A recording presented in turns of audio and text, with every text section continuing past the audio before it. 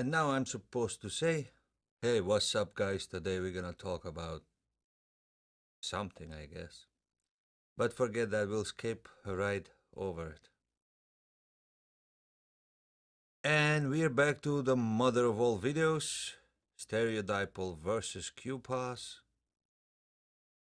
We're gonna talk about quad filter, quad VCO, dual VCO, quad LFO, dual LFO, dual slew limiters, dual or single envelope shapers, and many other things, of which the QPas can do none. So in this video, the QPas will be pointless to have, so let's put it on the side.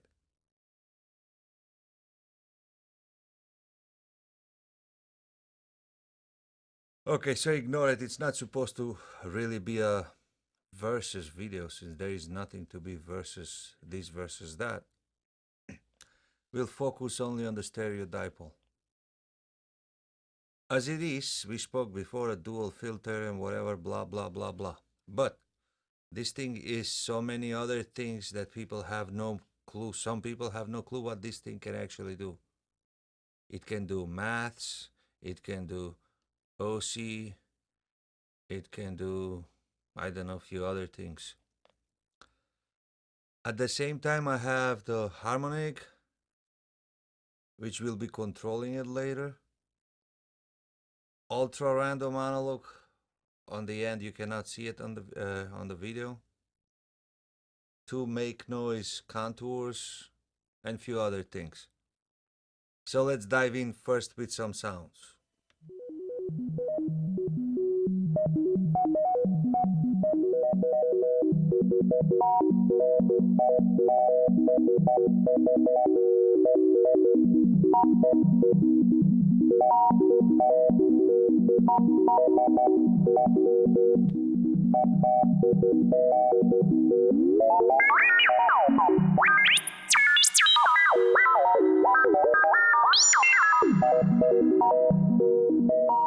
Okay, so what's going on is I have two pole outs and they're controlled by harmonic into their own corresponding volt per octave. Now, when I say quad VCO, keep in mind, this is not for individual oscillators. It is 2 by 2 oscillators. The second oscillator, which is the dipole out, or the dipole out A and B combined, its frequency is still dependent on the main cutoff or stereo cutoff, or if you call it a volt per octave, because in this case the cutoff and the spread are basically tuning knobs. How the dipole out works is a little different than the pole out, because it is affected by the frequency of the pole out. If you send the same volt per octave into spread, but you have frequencies set to match with the main frequency, the main frequency will start transposing the spread in intervals, where 1 volt will like double the octave on the spread, but fractions of it like will show different correlations. It doesn't exactly work as two oscillators, but somewhere in there. That's one thing. The other thing is you can freely have 4 notes chord, and no need to talk again about the spread. It will be transposed by the main. Or you can use as 2 VCOs or one side and do frequency modulation from the second one, because this can also be another 2 or 4 different LFOs. So now let's make some more sound with all 4 plugged in. That's the dipole A, that's the dipole B. And one thing to note, if you don't plug nothing into spread, then the second oscillator, the spread just simply follows the first one. They sound exactly the same. Let's turn the dipoles.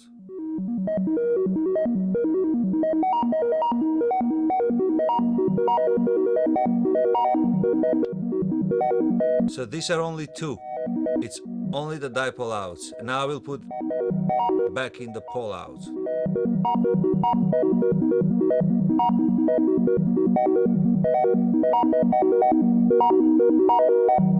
So basically, everything sounds the same until we introduce volt per octave to the spread. First to spread A, and then to spread B.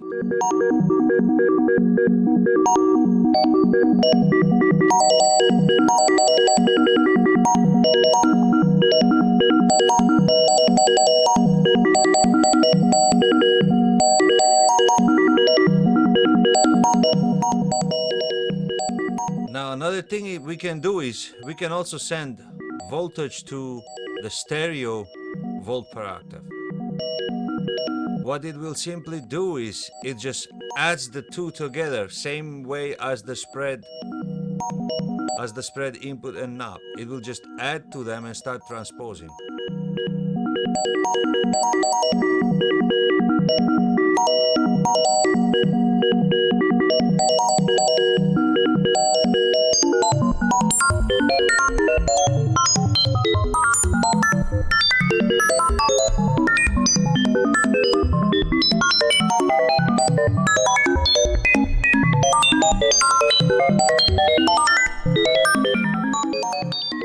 And that is basically what you get out of it.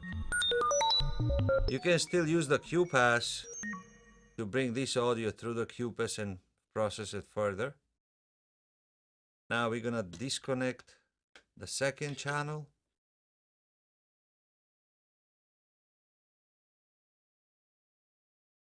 I have too many cables going on in here.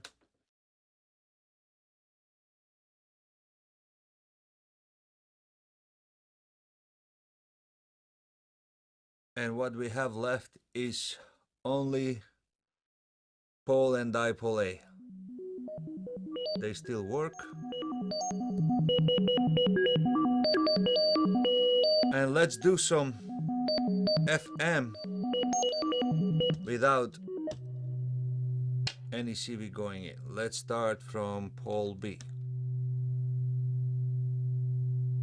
into volt per octave.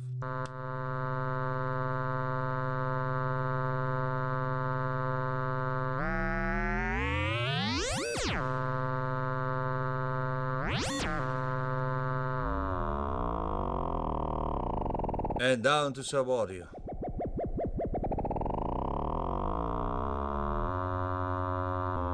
If you keep flipping the switches, the filter modes, it still affects what's going on.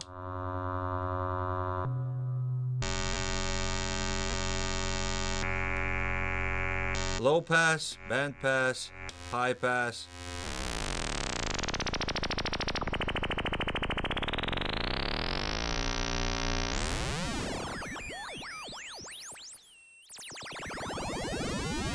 Now we're listening also to the dipole A.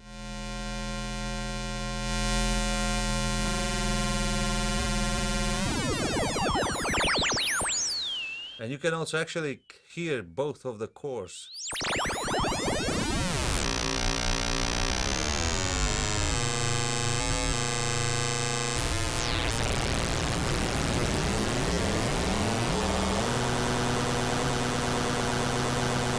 Now you can do so many things that I even have no clue what I can do with this. Self-patching, all kinds of things.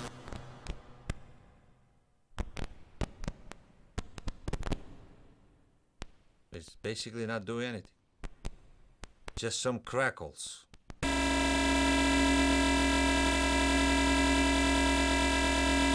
Let's get pole B out. Oh yeah.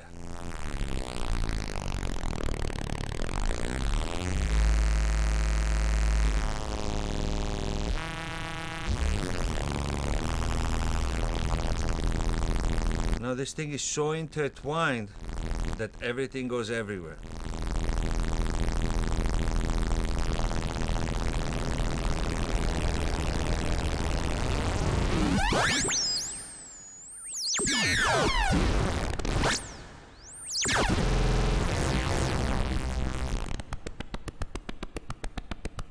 Below sub audio.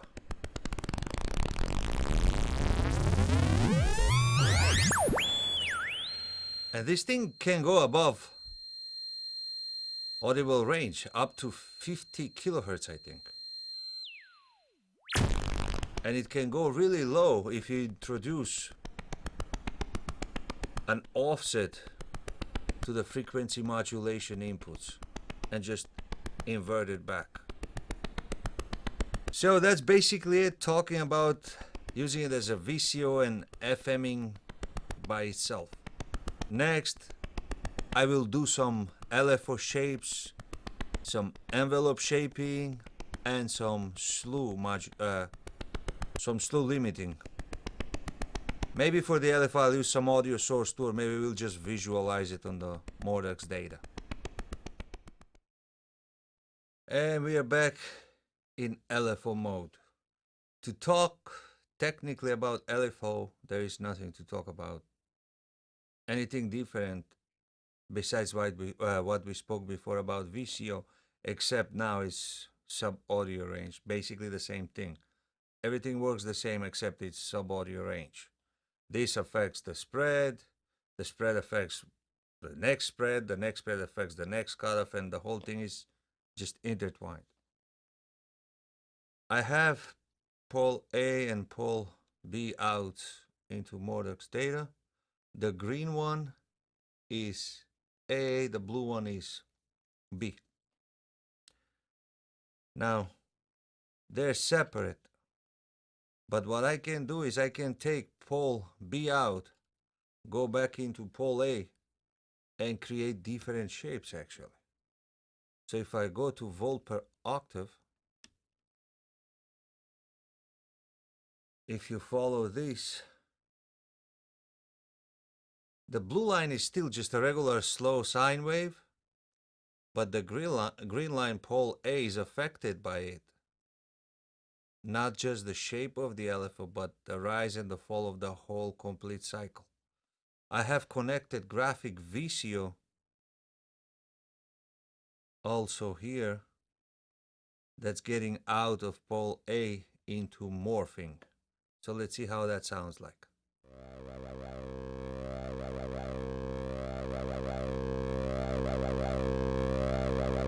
And now you can listen and follow what's going on, and you can start playing with whatever.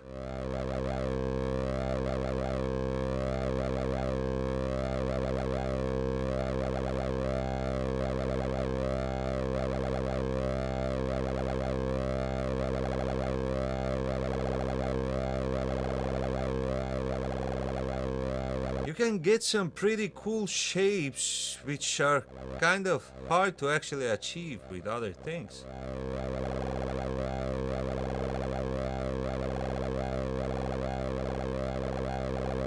Let's speed up channel B.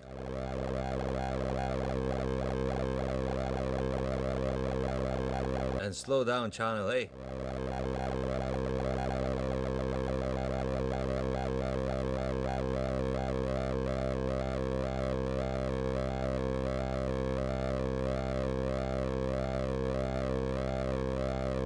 Now what you hear is the green wave only, step sign.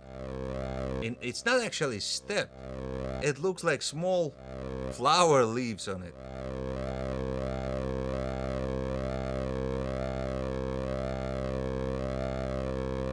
This is amazing.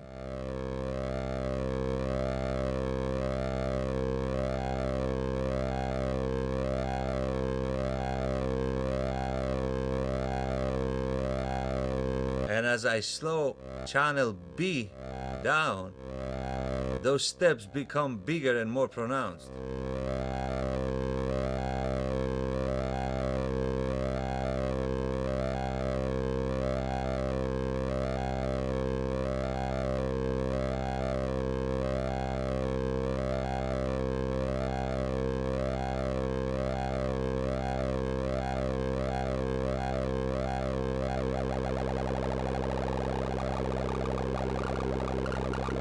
That's it. Back into audio range. And now we're gonna slow down channel B.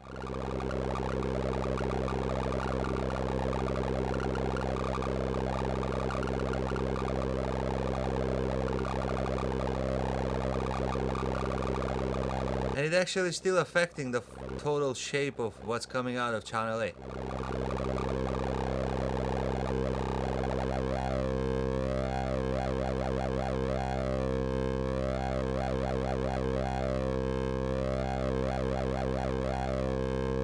Let's take another patch cable.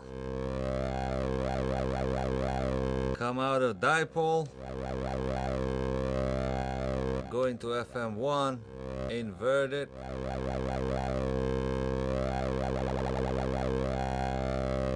Oh yeah.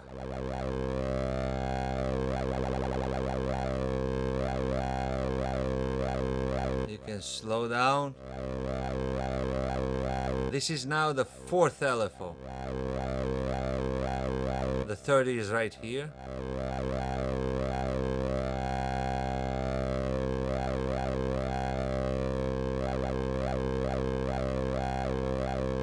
Let's take dipole A out and go into, okay, volt per octave.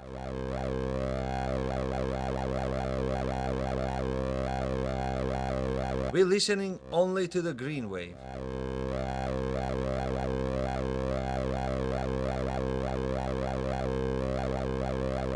And then there is more to it. Let's take random from ultra random and let's see what this will do. Now this is working on the stereo cutoff. Let me slow it down.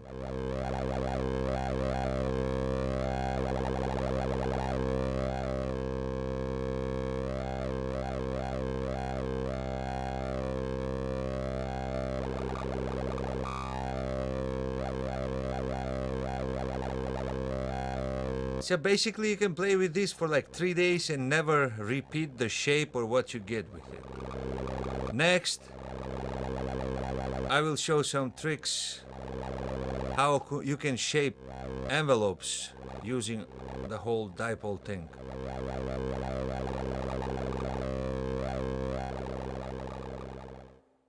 Okay, now I have a envelope coming out of MakeNoise contour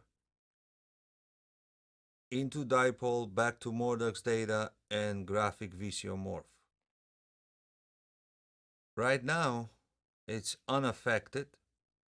The green wave is the actual envelope and there is a blue wave under it. That's the one being processed by Stereo DiPole, but it's still unaffected except very little on the top here. So we'll start playing with it first, just watching it, and then we'll hear some audio stuff. Now basically it's becoming like a slew limiter, but it's on an envelope. It starts to shape the attack. But this can become so much more than that. Let me just close these. And let's get a little funny. And here we go.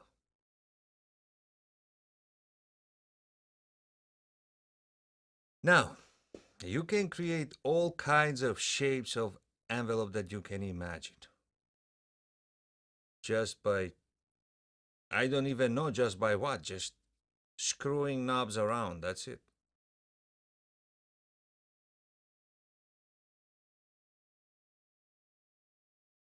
You see, you get the actual shape of the envelope, but you get all these nice wobbles and all kinds of things.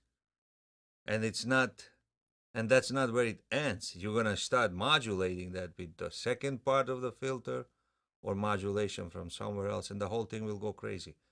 Let's listen to some of it.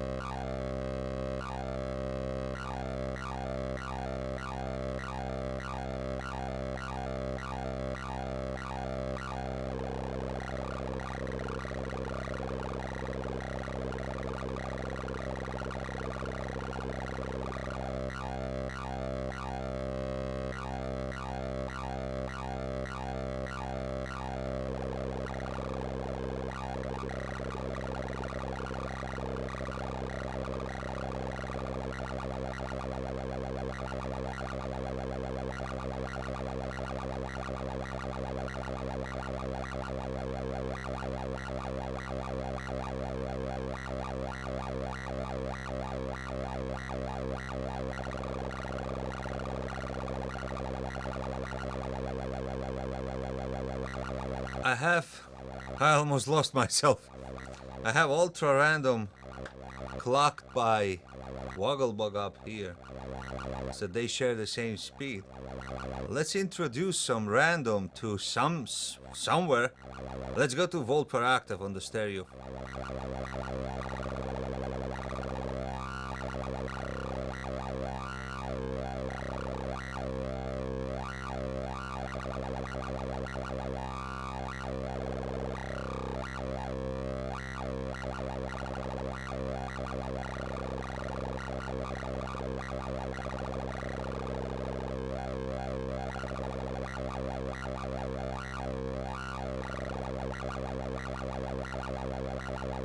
Let's go to FM on the channel cutoff and just add a little of it.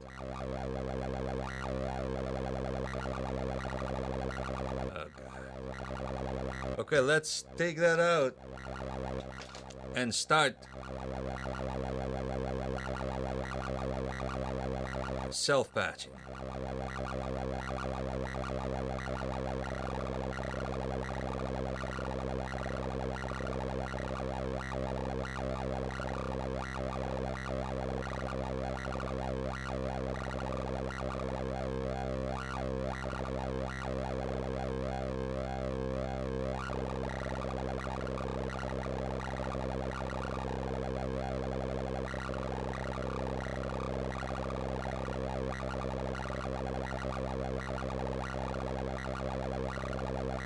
Let's make this envelope a little longer.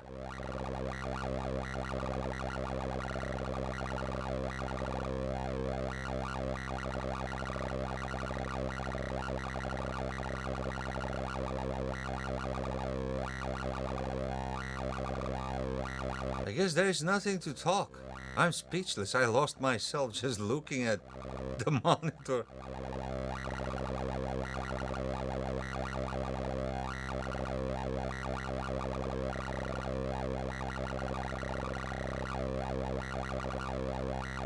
Now the only thing that's left is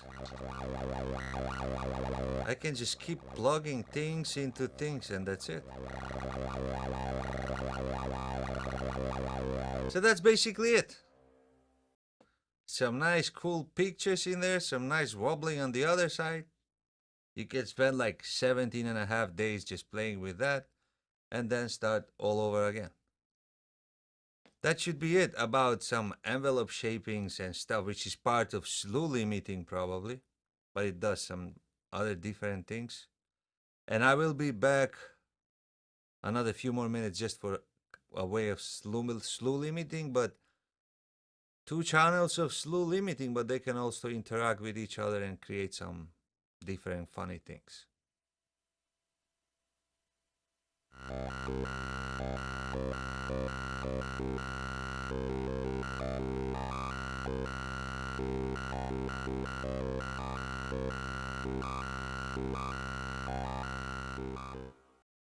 Okay, so right now we're listening to a random coming from Wogglebug. The stereo dipole can also do slew limiting, but in a more complex way. So let's turn the audio just a little up and let's start playing. Right now it's not limiting anything. I forgot to mention before on the envelopes, because now we're inputting signal. It can also be affected by the drive. The blue line, the blue wave is the original signal coming from Wogglebug. Then the green one is the one affected by stereo dipole. So you see if I drive it, it just goes above everything else. Let's keep it at middle somewhere, because if I lower it, it will be perfect copy of what's coming in. But let's crank it up a bit. And let's see what we can do. Besides the slew limiting, we're gonna also shape the actual form of the wave.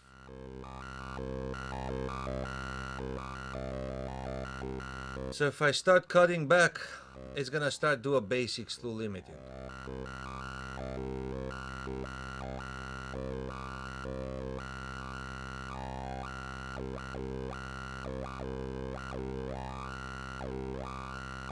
And that's it. That's pretty boring actually. Until we start doing this.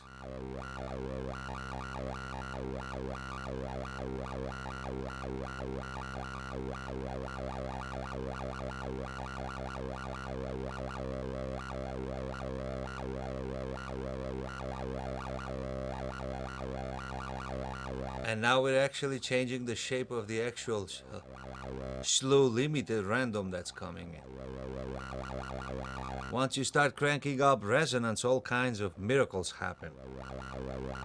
And let's start doing some modulation. Pole B out into stereo master resonance.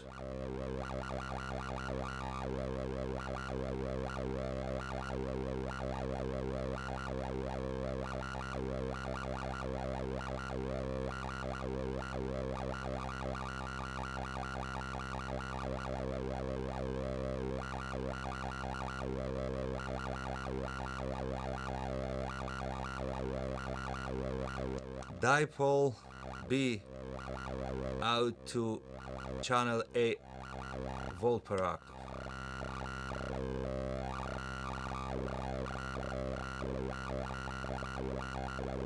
And that's what we basically get out of this. That's the basic random that I got in. And it sounds something like this.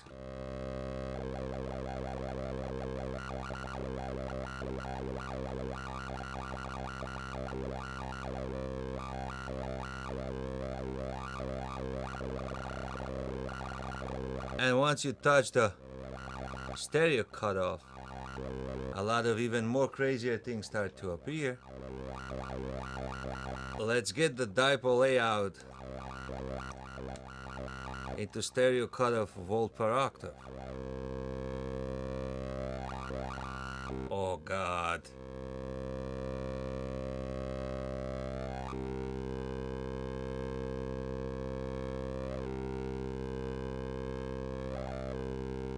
Nice.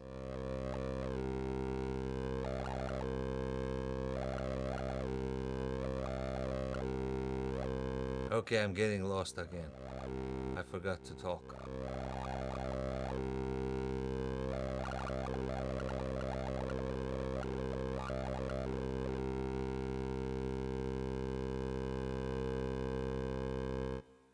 And that was it. We are finally at the end of the video. You can say, thank you, God.